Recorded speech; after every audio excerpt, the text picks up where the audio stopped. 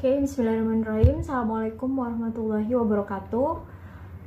Alhamdulillahirrahmanirrahim. Pada kesempatan kali ini kita bertemu lagi dalam YouTube channel Debates International Group, yang hari ini saya juga melanjutkan untuk perkuliahan mata kuliah Lab Auditing untuk tahun akademik 2019-2020, dan hari ini kita masuk di tanggal 1 Juni tahun 2020 dan masih dalam suasana Hari Raya Idul Fitri.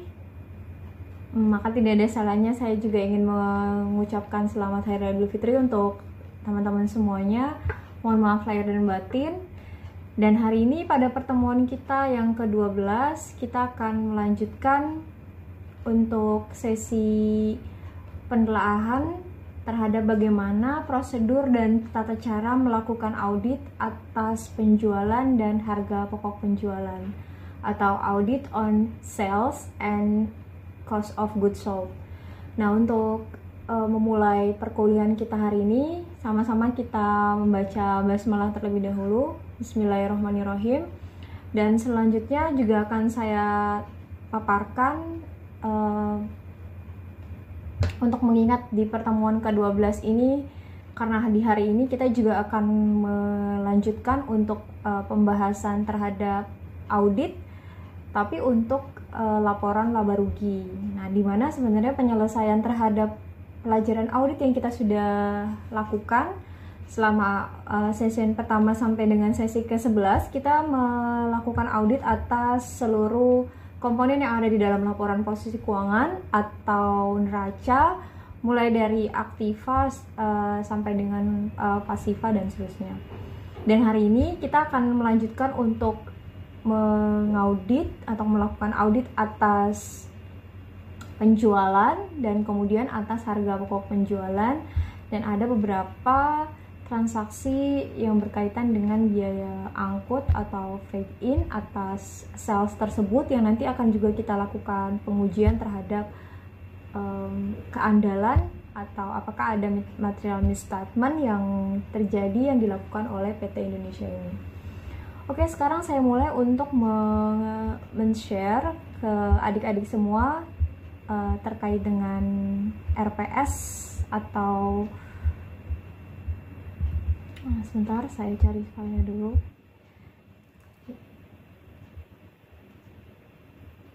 Oke. Ya, di pertemuan kita hari ini yang akan kita pelajari adalah menjelaskan proses audit atas pendapatan dan HPP, di mana di sini tujuannya adalah mahasiswa dapat memahami, menganalisis dan menerapkan secara mendalam mengenai proses audit atas pendapatan dan HPP. Kemudian mahasiswa juga dapat memahami proses audit atas pendapatan dan HPP dalam hal prosedur pengujian substantifnya, penyusunan kertas kerja pendapatan dan penjualan, penjualan bersih, pembuatan kertas kerja HPP, kemudian pembelian bersih, sampai dengan ada temuan audit dan pengisian dan penyelesaian kertas kerja audit atas pendapatan dan HPP. Jadi seluruh rangkaian untuk pertemuan ke-12 ini adalah bagaimana menerapkan prosedur atas audit atas sales dan HPP.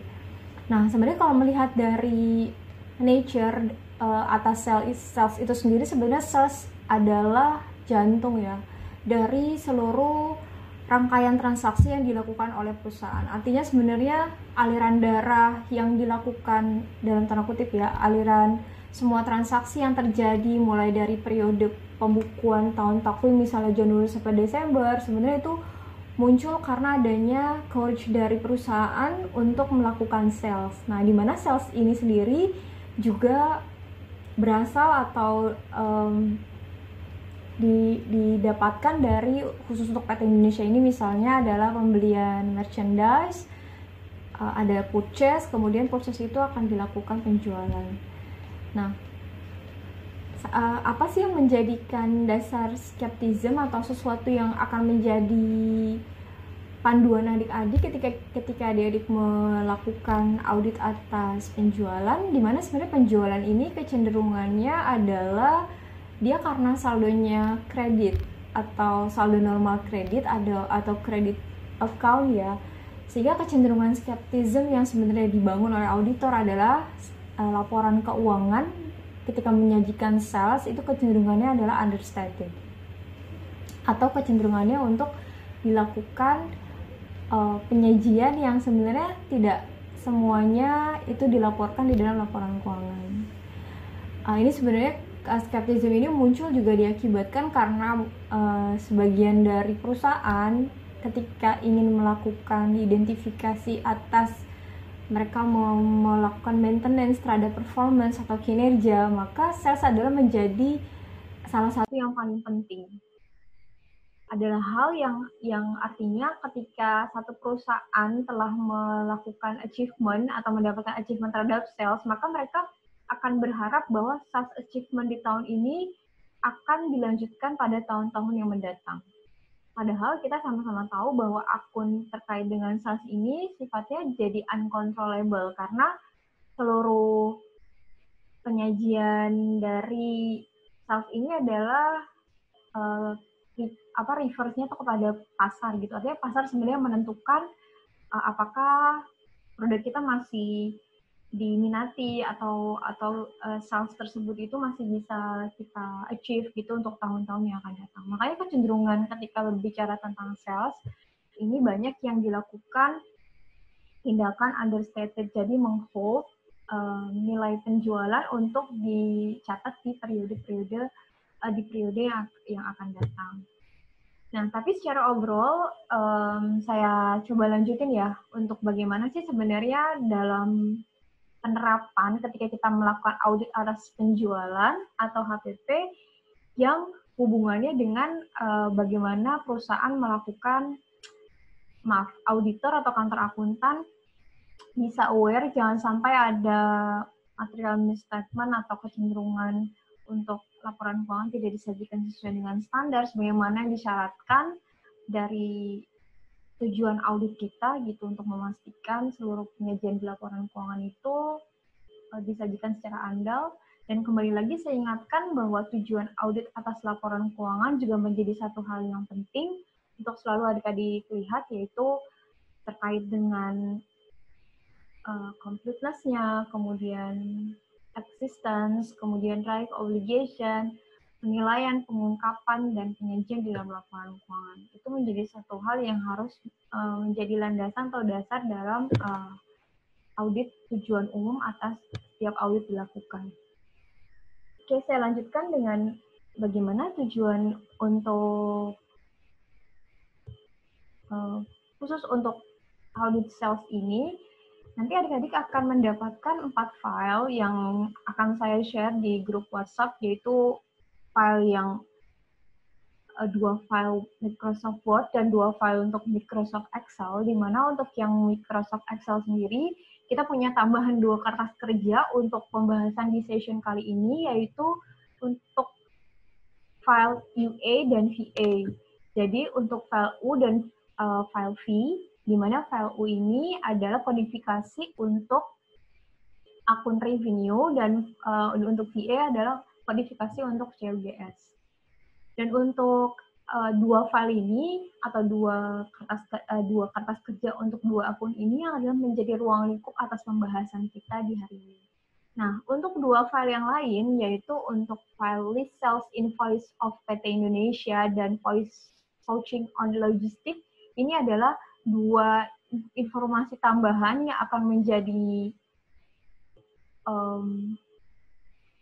dasar atau basis pengambilan sampel yang nanti problemnya atau hal-hal yang nanti akan kalian catat atau akan kalian bukukan di dalam kertas kerja ini akan disajikan di dalam soal-soal di 2 file ini. Oke, sekarang saya lanjutkan untuk saya mulai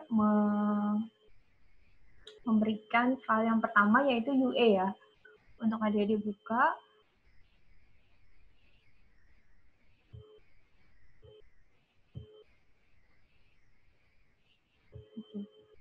Ya, UA PT Indonesia.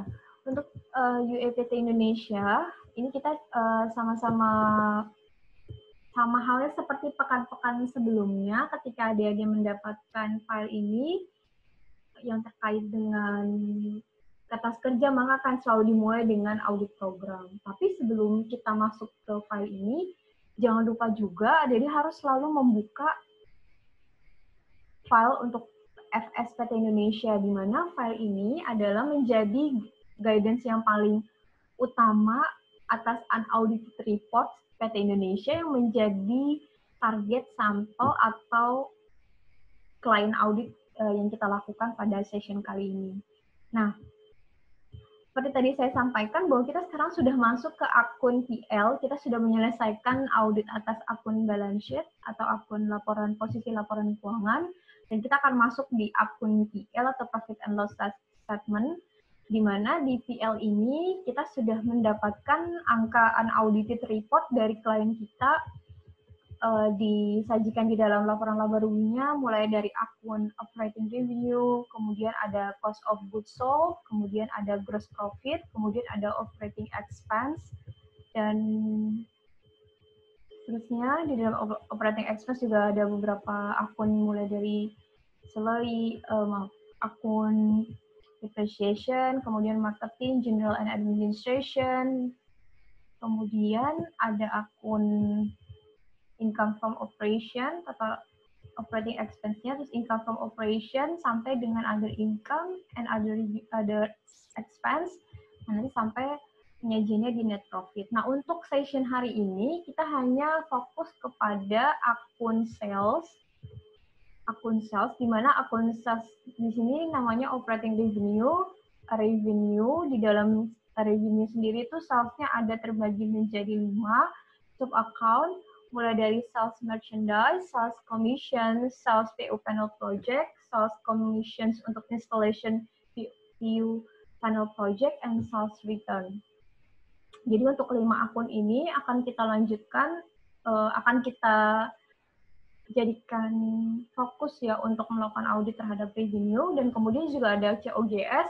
COGS itu refer kepada 5 sub account yang tadi, jadi COGS untuk merchandise, COGS untuk PO panel project, commission expense, dan COGS cost of installation. Sorry, untuk sales return tidak ada COGS-nya, karena dia adalah kontra account dari pengembalian atas sales yang telah dilakukan oleh PT Indonesia. Jadi sebenarnya secara computation itu ada 4 ya, account yang related dan merefer terhadap akun sales ini, dan COGS-nya.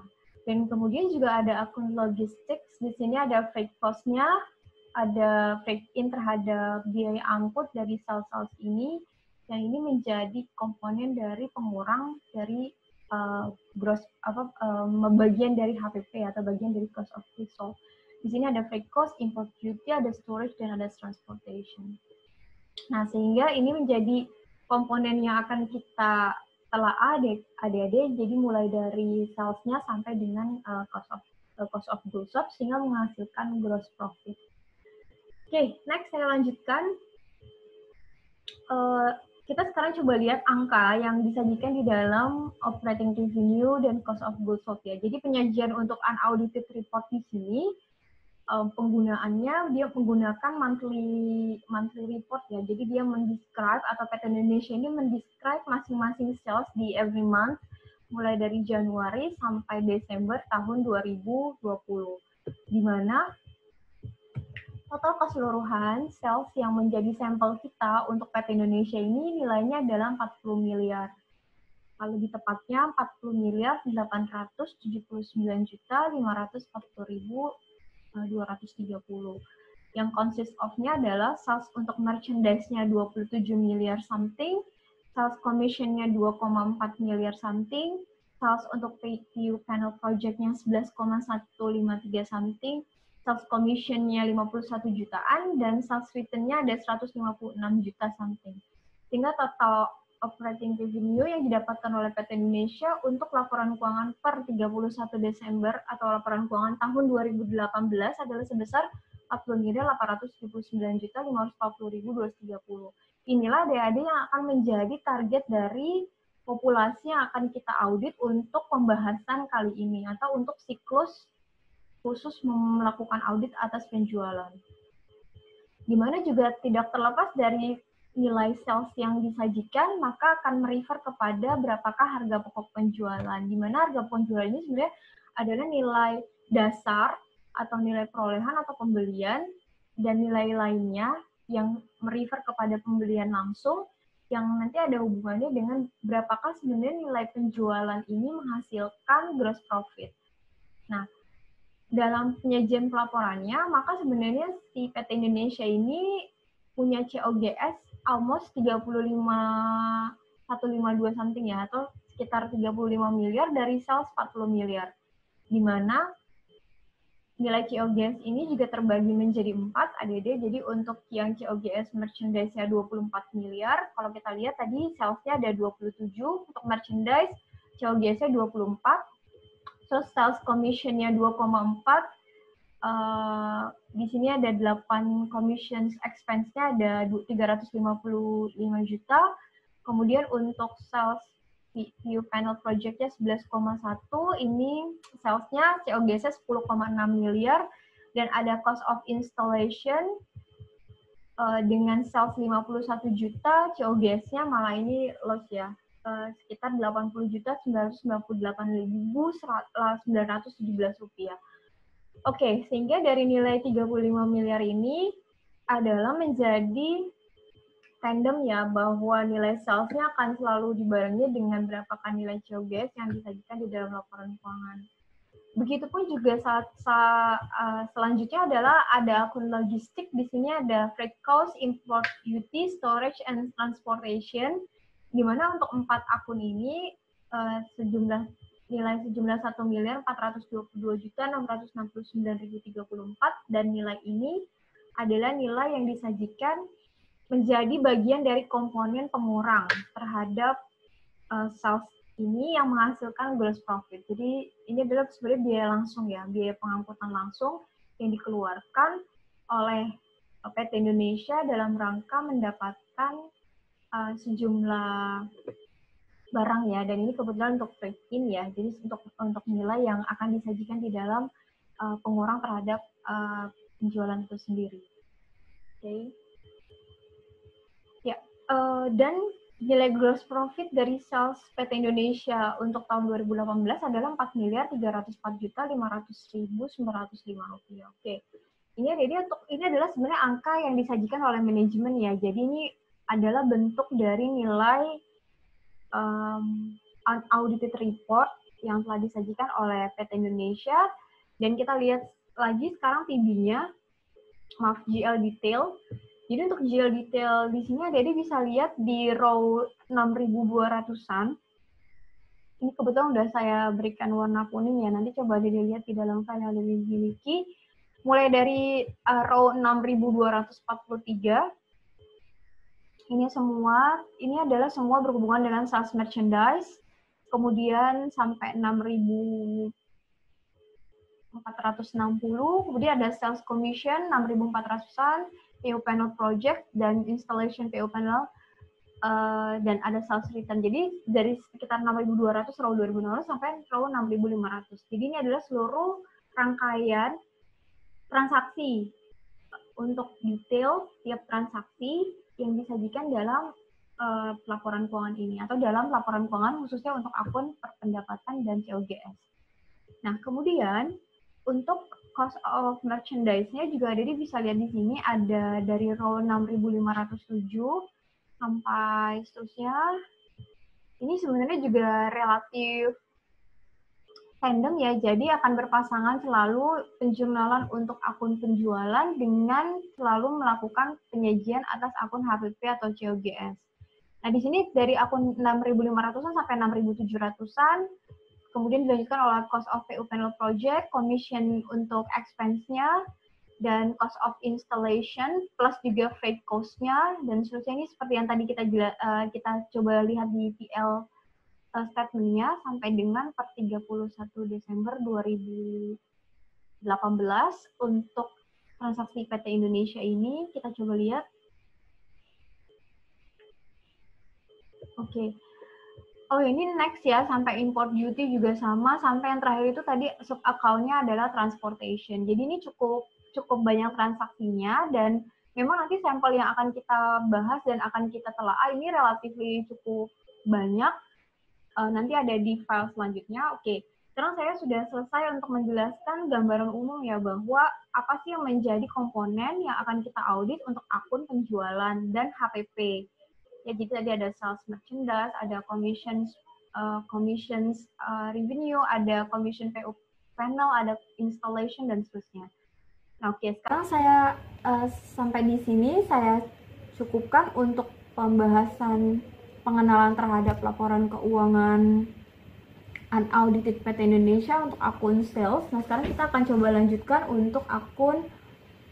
untuk kertas kerjanya yang tadi saya sebutkan ya, yaitu kode UA dan kode VA. Untuk kode UA kita buka revenue. Nah, untuk revenue sendiri tadi kita sudah dapatkan gambaran bahwa sampel populasi kita ini ada 40 miliar sekian gitu untuk untuk 1 tahun buku pelaporan keuangan. Nah, apa aja sih sebenarnya kalau kita lihat di sini tuh penyajian untuk kertas kerja yang berbasis Excel ini?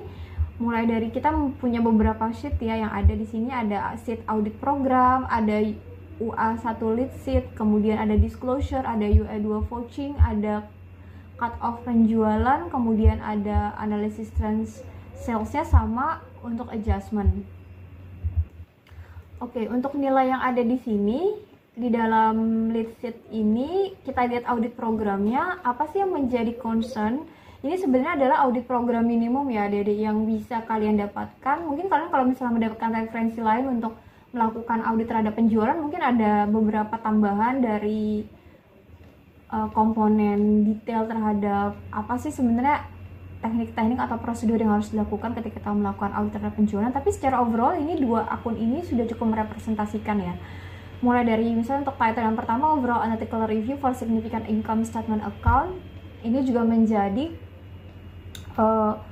apa sih secara keseluruhan gitu, kita melakukan analisis terhadap ada nggak sih transaksi-transaksi pendapatan yang sebenarnya itu signifikan gitu. Kemudian juga dari sales ini karena jumlah transaksinya biasanya juga banyak ya, dan setiap tahunnya itu karena tadi menjadi aliran daily activity-nya perusahaan gitu, maka kita harus selalu memastikan ada nggak transaksi-transaksi yang sebenarnya itu signifikan dan itu sangat mempengaruhi nilai yang disajikan dalam laporan keuangan.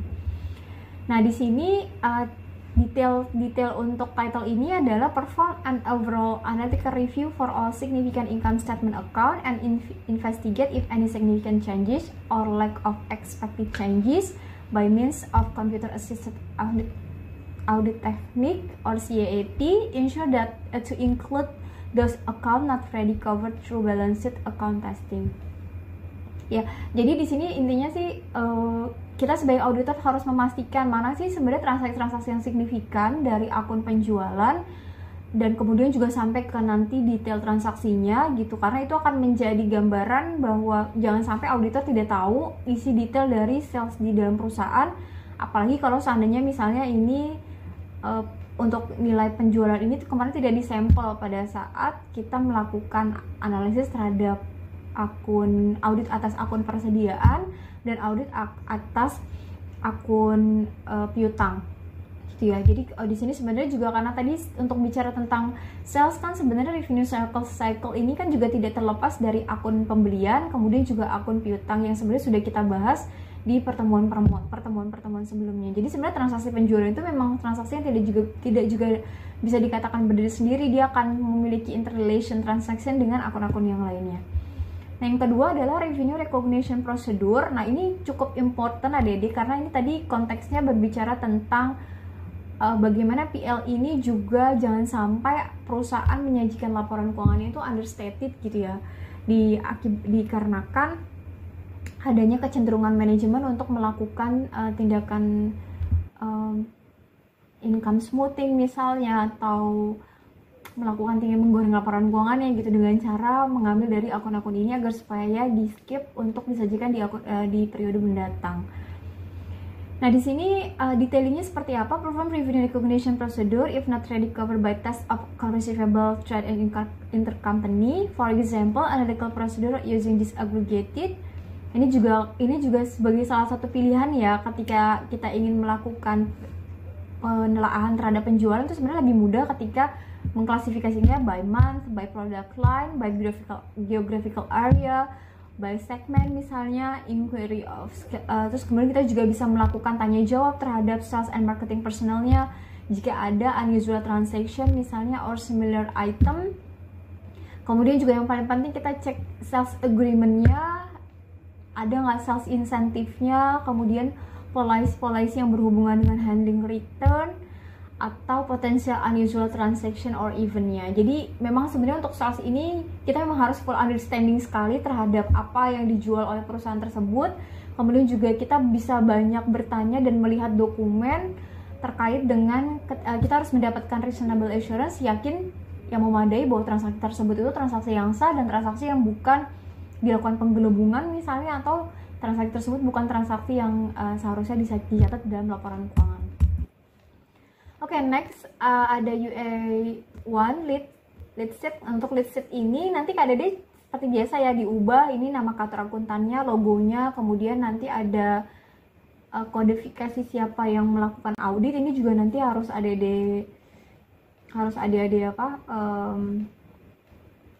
ubah juga gitu ya. Dan kemudian ini ada prosedur sebenarnya mirip seperti audit program tadi dijelaskan. Nah, ini sebenarnya yang paling penting ya, bahwa kita mengklasifikasikan dalam kertas kerja kita agar kita bisa mendapatkan pengkhususan penyajian bahwa focusing terhadap audit dalam kertas kerja ini adalah akun-akun ini.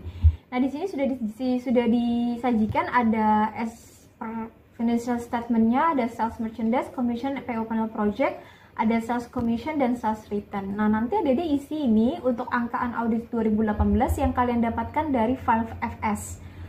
Oke, kemudian juga ini untuk lead sheet AJE or RGE, katanya ada adjustment atau ada classification entries yang nanti akan kita offering kepada PT Indonesia jika ada temuan ketika dalam proses audit kita selesai, nanti akan menghasilkan angka audited dan akan di-compare dengan audit tahun 2017.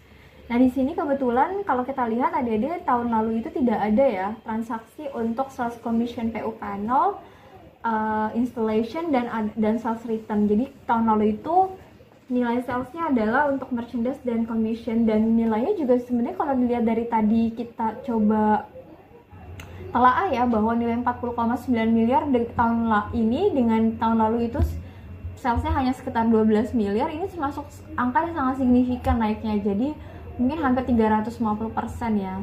Artinya ini tahun ini PT Indonesia untuk 2018 ini memiliki sales yang sangat signifikan. Nah, jadi ini menjadi concern bagi auditor juga bahwa terjadi analytical review yang kita lihat tahun lalu dan tahun sekarang itu luar biasa kenaikannya. Dan kita mungkin bisa juga inquiry terhadap manajemen, apa sih yang terjadi sampai bisa PT Indonesia ini mendapatkan sales yang sangat signifikan naiknya untuk tahun 2018 ini. Apa ada ekspansi atau ada policy atau ada kebijakan atau ada strategi yang dilakukan oleh manajemen. Itu juga perlu kita lakukan inquiry ya Dede gitu, untuk mendapatkan gambaran yang paham, yang understanding ya terhadap kenapa sales ini bisa terjadi. Next sheet ini ada disclosure. Ini nanti nge-link ya kalau ada udah klik di UA lead-nya. Ini untuk penyajian pengungkapan coret-coretan lah gitu ya bagi auditor, sama halnya seperti file-file yang sebelumnya. Kemudian ada UA2 vouching. Nah, ini menjadi important adik-adik kalau kita berbicara sales. Sebenarnya yang dilakukan karena tadi kecenderungan yang akhirnya terjadi itu adalah understated ya. Maka sebenarnya vouching di sini means-nya adalah tracing ya. Jadi sebenarnya mengkombinasi antara prosedur audit tracing dan vouching. Dimana kalau untuk transaksi vouching atau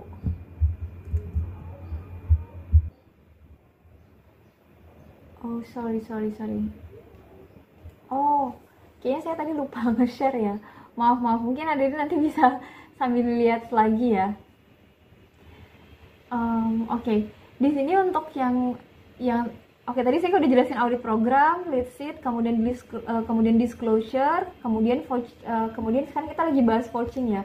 Untuk vouching ini sendiri adik-adik, karena tadi kecenderungan manajemen ini ingin melakukan transaksi understated, maka sebenarnya kombinasi vouching dan tracing menjadi sangat penting ya untuk memastikan bahwa apakah semua dokumen itu sudah dicatat. Karena kecenderungan understated itu adalah mereka tidak melakukan pencatatan secara penuh gitu. Jadi yang menjadi concern kita bukan seperti overstated ya, yaitu existence and occurrence gitu, tapi di sini lebih kepada melihat bagaimana apa yang disajikan di dalam bukti itu semuanya sudah tercatat. Nah, di sini ADD untuk bisa mengisi ini ada file yang juga harus ADD cek ya, dan harus ADD lihat, yaitu file yang berhubungan dengan file Excel ya, file Excel untuk vouching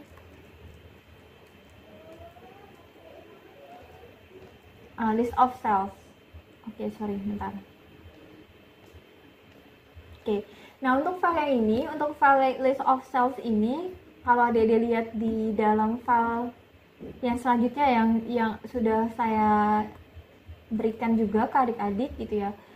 Ini ada sekitar 17 halaman ADD. Ini adalah 17 halaman. Sebenarnya kalau kalian mau lihat detailing pure atau asli dari transaksi ini ada di dalam file yang FS Indonesia. Untuk FS Indonesia yang prosesnya adalah oke, sebentar.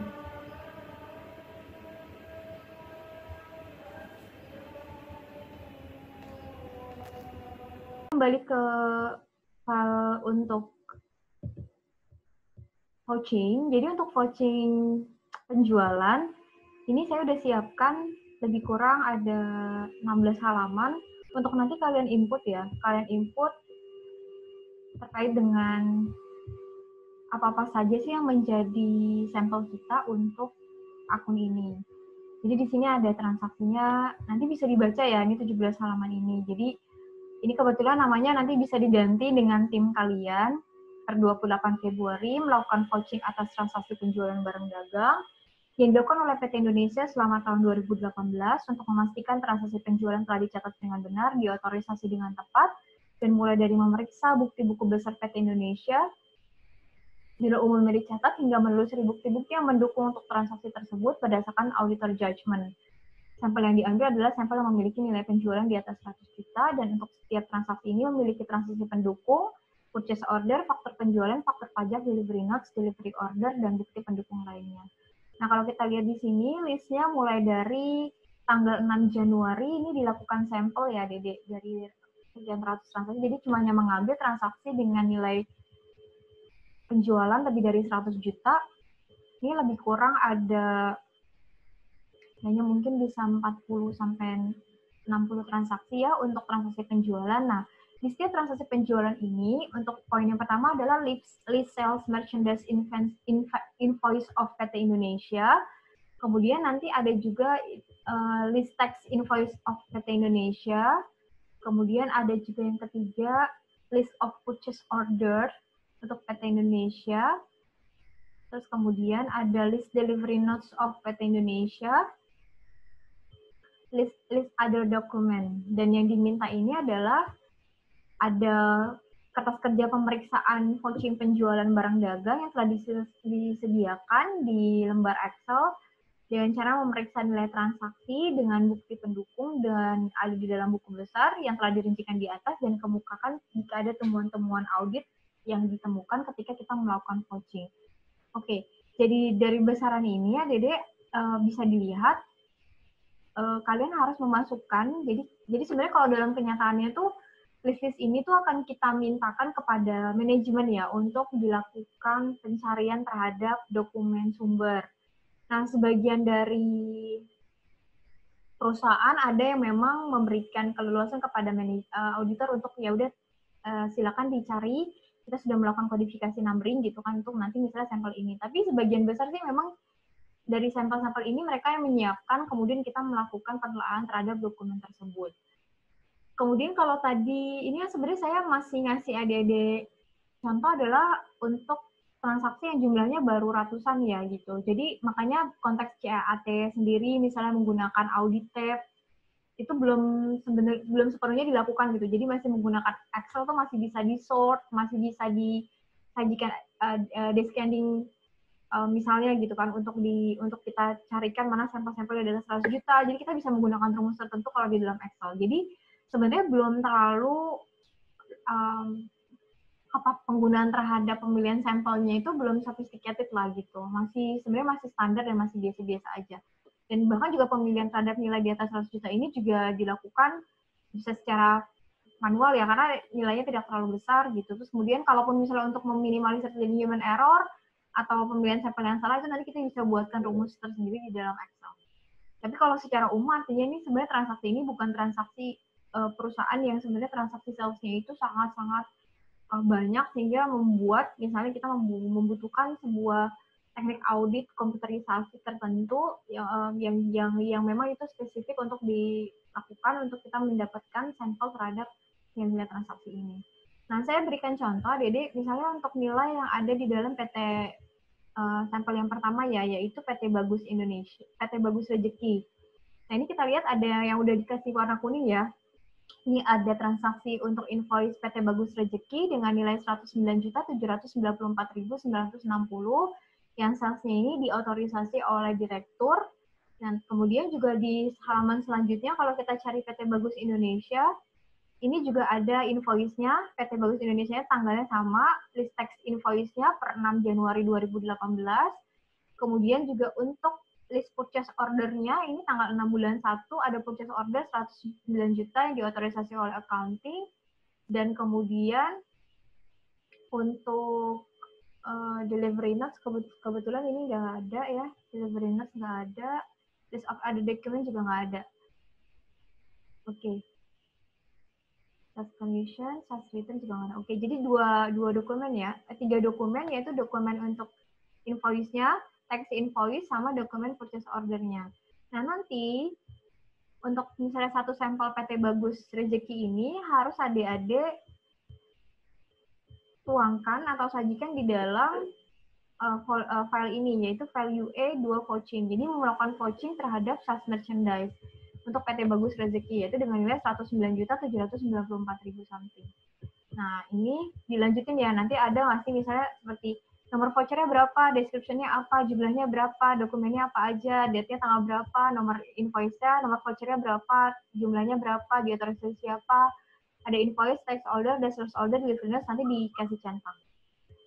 Dan seterusnya, jadi harus nanti lanjutkan ya ini untuk tadi sales merchandise baru PT Bagus Rezeki, sedangkan kita tadi punya beberapa, banyak sekali, hampir 45 sampai 60 transaksi, ada Sharp Electronics, ada YKS, Mugai, ada Yasunli, ada Gilang Lamindo Sejahtera, dan seterusnya. Oke ya, jadi ini nanti semuanya akan harus adik-adik sajikan di dalam penyajian voucher ini. Kemudian ini ada informasi terkait dengan cut off penjualan. Kebetulan ini cut off penjualan sudah kita coba identifikasi. Jadi mengambil transaksi 2019 dan mengambil transaksi 2018. Nanti coba Dede lihat. Ini kebetulan nggak ada isu di sini ya. Tapi ini adalah salah satu prosedur yang harusnya ada dicatat dan harus ada disajikan juga nanti di dalam salah satu prosedur yang harus dijalankan ya. Yaitu cut off ini mengambil transaksi sebelum dan transaksi sesudah. Dan ini juga sebenarnya dibutuhkan untuk memastikan ada relatednya nanti sama akun persediaan dan sama akun piutang ya. Ini juga berhubungan sama konfirmasi piutang atau subsequent payment gitu ya. Yang hubungannya juga di sini bagaimana sales ini juga bisa lanjut disajikan untuk tahun yang akan datang. Dan ini juga menjadi salah satu komponen yang harusnya diperhatikan oleh auditor ketika auditor mau melihat apakah completeness transaksi tersebut itu sudah dijalankan oleh manajemen atau PT Indonesia ini. Oke, next. Ini ada file yaitu analisis trend sales. Nah, nanti ABD harus input ini. Ini ambil datanya dari file FSPT Indonesia tadi, ABD dari Januari sampai Januari sampai Desember, dan selanjutnya nanti akan ada gambaran grafik trennya ya untuk menjadi salah satu dokumentasi bagi auditor mana sih sebenarnya bulan-bulan di mana terjadinya bulan tersebut itu salesnya paling tinggi gitu. Dan nanti kita bisa inquiry terhadap bagian marketing atau bagian sales atau direktur pemasaran atau direktur penjualan dari PT Indonesia ini, kenapa sales ini terjadi di tahun-tahun ini kok sangat tinggi, di tahun sekarang kurang tinggi, dan seterusnya. Seperti tadi kita kembali ke file yang awal ya, di lead sheet yang awal ini kan sebenarnya menyebutkan bahwa kita boleh menggunakan metode di audit program ini ya. Misalnya seperti melihat analytical procedure using disaggregated data, bisa ngambil by month, bisa by line, bisa by geographical area, misalnya ini sebenarnya sesuatu hal yang bisa kita lakukan dengan berbagai macam cara ini. Yang penting ada ini nanti bisa mendapatkan keutuhan informasi gitu, bahwa sebenarnya sales ini tuh memang sudah comply, sudah complete, dan kemudian juga semua tuh tersaji secara wajar sesuai dengan keterjadiannya dan kelengkapannya. Dan kolom yang terakhir atau sheet yang terakhir adalah UA5 adjustment jika ada nanti transaksi-transaksi koreksi yang dilakukan oleh auditor diakibatkan karena adanya finding atau temuan ketika proses audit berlangsung. Oke, untuk file ini selesai. Untuk akun UA revenue itu menjadi salah satu gambaran dari adik-adik melakukan sampel atau melakukan pengujian substantif atas penjualan. Nah, sekarang saya lanjutkan, karena tadi kan komponennya ada VA, ada UA ya. Maaf, ada UA, ada VA gitu. Jadi untuk yang UA-nya tadi sales, sekarang untuk yang VA-nya adalah COGS dan biaya angkut. Nah, kita akan coba sekarang lihat bagaimana kata kerjanya untuk file ini.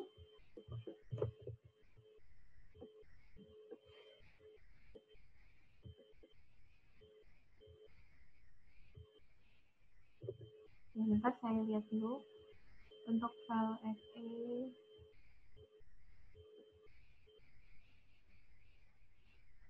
VA.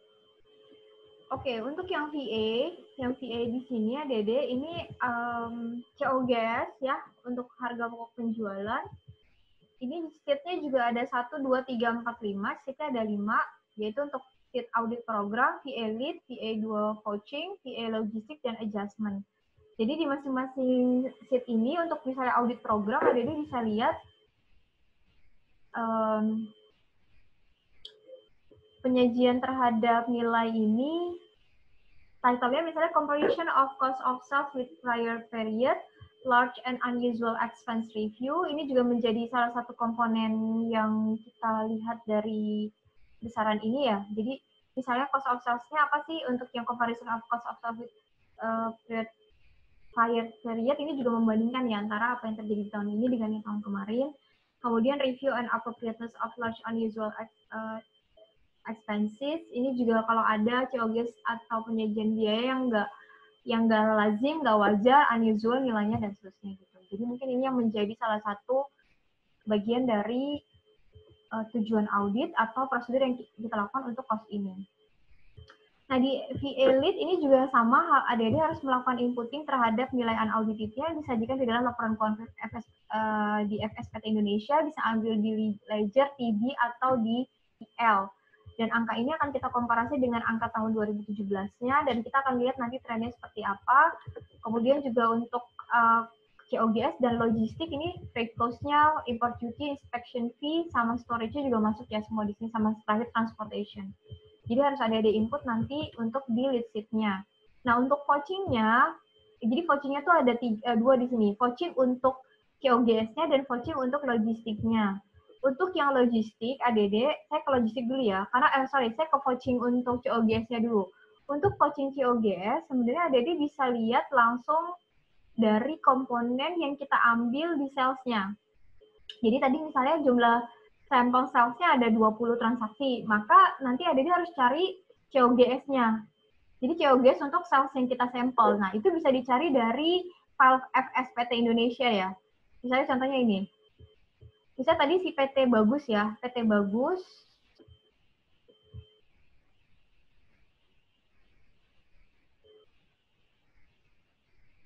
Oke, sebentar, saya coba cari dulu.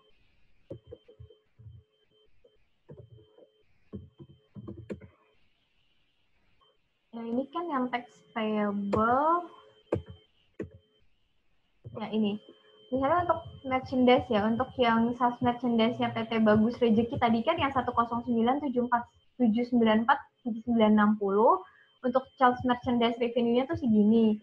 Nah, kemudian untuk COGS-nya tuh ngambil di sini nih. Jadi 6 Januari juga di file ini. Nanti adik-adik, kemudian saya nggak buat bentuk Word-nya. Jadi nanti kalian bisa ambil sampelnya langsung dari GL details ya. Jadi selalu ada revenue, kemudian COGS-nya nanti di matchingkan gitu. Contohnya misalnya untuk sales invoice yang 6 Januari 2018 untuk sales yang nilainya 100 sekian juta, ini ternyata HPP-nya adalah 83.226.000. Jadi nanti kalian input di dalam file yang ini tadi. Di dalam file yang VA untuk yang COGS gitu. Jadi nanti COGS ya date-nya, nomor voucher, description-nya, amount-nya, dokumennya, date. Kalau ini nggak ada informasinya, nggak masalah. Yang penting adik bisa nanti tahu bahwa setiap sampel untuk sales nanti kamu harus cari juga HPP-nya gitu. Intinya itu di sini. Nah, selanjutnya untuk yang COGS ya. Tadi untuk COGS jadi nanti hubungannya sama kayak yang sales-nya ya. Jadi sales yang kita sampel itulah COGS yang kita sampel. Nah, bagaimana dengan untuk logistik? Untuk logistik ini adik bisa buka file yang ada di nih, file logistik ya. Jadi filenya namanya filenya namanya vouching on logistic document ya. Ini vouching of freight cost-nya, ini ada beberapa ya. Vouching of freight cost-nya, storage-nya, kemudian ada, oh ya, kebetulan cuma 2 nih. Jadi ini ada sampel-sampel yang disajikan di sini, dan nanti harus kalian input ya. Sebenarnya kalau di sini kata-katanya kan ini bicara tentang auditor judgment, ngambil sampel, caranya seperti apa. Tapi kalau saya sih merefer kepada apa-apa yang disampel di sales itu nanti harus semua transaksi multiplier ya efeknya itu harus disampel juga. Jadi kalau kamu ngambil sampel A untuk sales, kamu harus ngambil sampelnya untuk COGS-nya, kamu ngambil sampelnya untuk misalnya ada freight in-nya atau ada biaya penjualan sama pengirimannya gitu kan, misalnya if juga ada sales return-nya. Jadi satu transaksi itu, satu siklus itu selesai. Nah, kalau di sini kebetulan ini kayak random untuk yang yang storage ini, tapi nanti memang ujung-ujungnya nih karena kita punya keterbatasan ya adik-adik ya dalam melihat dokumen secara real ya, karena kan memang dalam kita melakukan audit pengujian substantif seperti ini sebenarnya melihat validitas, reliabilitas, sama akurasi dari setiap transaksi itu memang sebuah hal yang membuat auditor itu merasa yakin gitu. Nah, tapi memang sistem pengendalian internal itu menjadi salah satu hal yang penting juga untuk kita bisa tahu bahwa apakah kontrolnya baik atau tidak. Nah, salah satunya juga, karena kalau misalnya kita melakukan vouching ADD, itu sebenarnya memang realnya kamu harus memegang semua dokumen itu. Memang harus mendapatkan keyakinan dari kamu melihat sendiri bahwa ini dokumen tidak palsu, kemudian dokumen ini memang transaksinya tuh terjadi, dan kita bahkan juga bisa mengkonfirmasi itu kepada klien atau rekanan di mana perusahaan ini melakukan penjualan gitu. Dan itu sudah kita lakukan di akun yang sebelumnya. Artinya tuh untuk vouching ini karena masih belajar ya, jadi kalian memang belum merasakan melihat buktinya seperti apa. Nanti one day akan kamu dapatkan experience itu bahwa memang vouching ini memang harus kamu sajikan dan kamu lihat gitu. Tidak hanya sekedar seperti ini ya, kita melihat vouching terus input ke dalam kertas kerja gitu. Dalam realisasinya tuh bagian dari mengikuti kertas kerja itu adalah bukan inti dari auditnya, tapi dia adalah pembuktian dari dokumentasi proses yang kita lakukan gitu. Tapi inti dari kita inquiry, inti dari kita sebenarnya mendapatkan apa sih yang kita lihat dari vouching itu, sebenarnya itu yang harusnya terdokumentasikan. Tapi mungkin bagian itu yang kita skip karena dia belum berpengalaman atau belum mendapatkan pengalaman yang memadai terhadap transaksi ini. Tapi apapun itu, setidaknya sudah bisa mendapatkan gambaran ya bahwa beginilah proses audit dilakukan ADD. Apalagi kalau untuk audit atas akun PL, itu tuh memang kita banyak banget mengambil sampel dan kemudian kita juga banyak banget mendapatkan semacam gambaran umum, karena ini adalah transaksi akun nominal ya, di mana transaksi ini jadi kalau untuk kamu datang tuh udah di jurnal balik, udah di reverse entry gitu, jadi transaksi itu udah masuk ke dalam laba atau rugi gitu. Makanya termasuk juga bukan transaksi yang kita bisa abaikan ya, karena memang ini adalah tadi aliran darah, malah ini inti dari sebuah bisnis itu dijalankan, yaitu adanya sales, adanya penjualan, dan adanya biaya.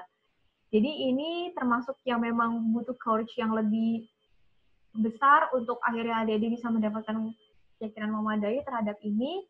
Sekarang saya coba balik lagi ya, saya lanjutkan untuk bagaimana pendokumentasian di file VA ini.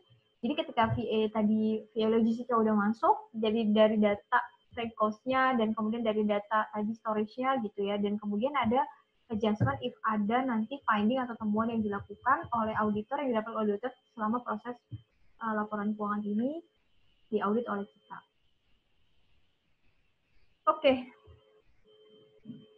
Oke, Dede selesai satu chapter untuk pembahasan pendapatan dan COGS ya, Dede. Ini sebenarnya susah-susah gampang juga sih untuk kita melakukan pembuktian atau kita melakukan proses pengujian substantif atas sales dan COGS, tapi karena referensinya ketika laporan keuangan unauditednya itu sudah relatif auditable, kemudian punya sistem yang baik gitu, maka sebenarnya tidak terlalu sulit juga untuk kita bisa mendapatkan kesimpulan figure ya dari seluruh transaksi penjualan dilakukan oleh klien yang kita audit. Poinnya adalah kalian tetap harus memiliki professional judgment dan professional skepticism dalam hal ini untuk juga melihat transaksi tersebut itu keabsahan dan kevaliditasannya, terutama untuk akun-akun yang berhubungan dengan pendapatan dan beban. Nah, dan kadang juga biasanya yang terjadi ketika ada transaksi yang mau dibuang dalam tanda kutip atau transaksi yang ini ingin di skip untuk jangan sampai muncul di tahun depan, biasanya itu memang akun pendapatan dan beban ini jadi akun-akun di mana tempat membuang transaksi-transaksi yang mau di hidden gitu dan seterusnya. Makanya juga harus memiliki awareness terhadap ini untuk bisa dinyatakan bahwa auditor telah memenuhi seluruh kriteria dan prosedur yang dilakukan dan kemudian mendapatkan reasonable assurance bahwa memang proses audit dan angka yang disajikan di dalam laporan keuangan ini wajar, tidak ada material misstatement dan tidak keluar dari jalur standar akuntansi. Tadi juga saya belum melakukan stressing ya terhadap revenue recognition, adik-adik. Jadi ini sebenarnya juga kebetulan untuk perusahaan ini relatively lebih mudah ya karena based on kontrak aja. Terus kemudian juga transaksinya ada yang memang advance, tapi juga ada yang karena untuk merchandise dia berdasarkan barang datang baru dicatat dan seterusnya gitu. Jadi mungkin klasifikasi jenis pengakuan pendapatannya belum complicated banget, tapi perlu menjadi concern adik-adik juga bahwa kapan sih waktunya penjualan ini disajikan, harus ngecek kepada kebijakan akuntansi perusahaan, implementasinya, dan kemudian apa yang diatur oleh standar akuntansi. Oke, mungkin itu saja pembahasan kita hari ini, adik-adik, terkait dengan audit atas penjualan dan HPP. Kita punya waktu 2 pertemuan lagi ya yang seperti ini untuk pembahasan materi, yaitu untuk minggu depan kita membahas terkait dengan audit atas beban atau biaya atau expense. Jadi kelanjutan dari gross profit ya. Jadi semua misalnya biaya marketing, biaya general and administration, biaya penyusutan itu semuanya akan kita bahas minggu depan. Dan kemudian next kita akan bahas khusus untuk audit atas taxation, atas perpajakan. Nah, ini menjadi sebuah materi yang cukup menarik bagi kita karena untuk perpajakan sendiri menjadi komponen yang tidak terpisahkan ya dari laporan keuangan. Dan perpajakan sendiri itu punya ilmunya khusus ya, bahwa kita harus memahami regulasi peraturan perundang-undangan yang dihubungkan dengan bagaimana akuntansi itu merefer dengan perpajakan. Ini sebenarnya sebuah hal yang seru sekali untuk kita bahas, apa sih finding terhadap taxation, finding audit ya ketika dilakukan pengauditan. Ya memang sebenarnya audit ini adalah audit laporan keuangan ya, bukan audit khusus untuk pajak ya, tapi perpajakan menjadi salah satu bagian yang tidak terlepaskan dari sebuah transaksi yang ada di laporan keuangan.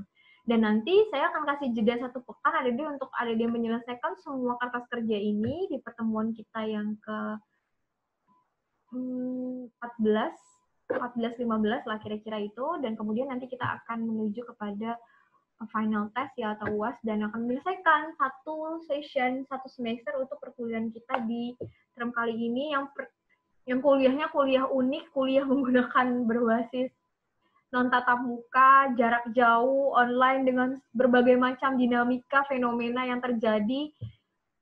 Bisa jadi karena juga adik-adik memang harus mensupport diri sendiri dan menyemangati diri sendiri ya, untuk akhirnya bisa teguh terhadap schedule, teguh terhadap apa yang harusnya menjadi target harian adik-adik gitu. Oke, saya akhiri, cukup sekian, semoga bisa pahami. Dan nggak apa-apa video ini diulang-ulang aja terus kalau ada ide masih ada yang perlu dipahami, nanti saya open di grup, di WA grup, kalau ada yang perlu ditanyakan jangan sungkan karena kita udah masuk di ending dari perkuliahan kita. Oke, have a good day. Sampai bertemu di pertemuan selanjutnya. Kita tutup dengan sama-sama baca hamdalah. Alhamdulillahirrabbilalamin. Dan doa penutup majlis. Subhanaka Allahumma wa bihamdika asyhadu alla ilaha illa anta astaghfiruka wa atubu ilaik. Wassalamualaikum warahmatullahi wabarakatuh. Dah.